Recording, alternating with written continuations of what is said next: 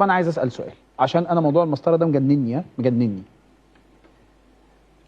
ماتش سيراميكا كليوباترا والاهلي، ضربه الجزاء اتقال عليها ان هي دي مش ضربه جزاء. ماتش بيراميدز والمصري ضربه الجزاء تم الصفاره الوضعيه مختلفه بتاعه الايد، اتقال على دي ضربه جزاء اتحكمت بضربه جزاء.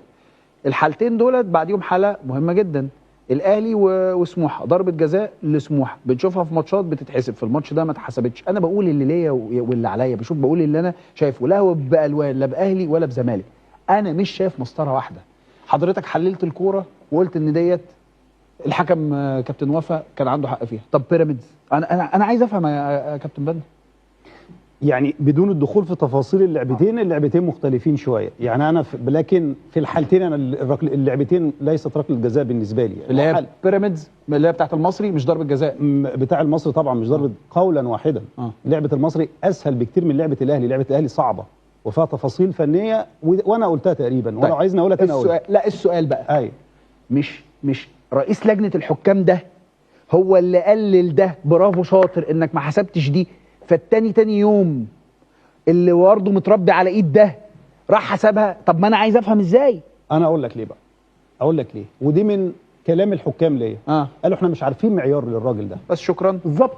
هو شكرا يا جماعه، لانه هو بيخليهم ينفذوا تعليمات. انا بالنسبه لي الحلقه خلصت اقسم بالله. قالوا لك كده الحكام. وانا قلت الكلام طبعا. بس طب الراجل ده فيه كلام قوي، في كلام قوي جدا قانون. انه هيتجدد له. لا يتجدد له ايه بقى بعد كده؟ انا بقول لك اقول حاجه بس خاصه برضو فيما يتعلق بالاحصائيات. احنا اتكلمنا ان قبل بس الاحصائيات عشان ابقى باخد بس. لا في الحاله الثالثه بتاعت سموحه والاهلي اللي بيشتكي فيها سموحه، ركله جزاء. ليه ما صفرش عليها؟ ليه ما حسبهاش ضربه جزاء؟ وليه الفار ما استدعوهوش؟ وليه الفار ما جابوش؟ هي انا حللت اللعبه، ركله جزاء واضحه وضوح الشمس. طب ما هو ده اسمه كلام. لكن زي ما الاهلي وزي ما الزمالك وزي ما بيراميدز وزي ما سموحه. يا ابراهيم احنا قدام ازمه اداره وليست ازمه حكام.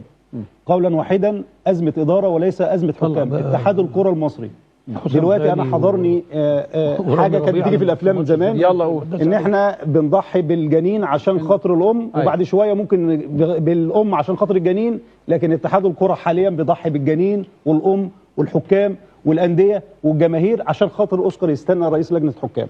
ليه؟ انا ما اعرفش. انا بقالي 6 شهور بقول في نفس الكلام وبدا الناس يقولوا نفس الكلام. هو قال لك انا عايز اجيب حكام صغيرين عشان يلعبوا. طب هل لك ان تتخيل ان انا عندنا حكام فوق ال 46 سنه، وده مش عيب، وصل عدد حكام و3 مساعدين، واحد لعب 32 مباراه وهو عنده 46 سنه، مش هقول اسامي طبعا، 22 مباراه حكم و10 مساعد.